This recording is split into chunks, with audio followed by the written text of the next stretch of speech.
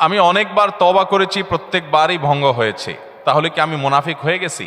না ভাই, তওবা হওয়ার পর তওবা ভেঙে যাওয়াটা অস্বাভাবিক নয়। আপনারা খুশি হবেন শুনে, আমাদের রব আল্লাহ রাব্বুল আলামিনের একটা গুণবাচক নাম হলো তাওয়াব। কি নাম ভাই?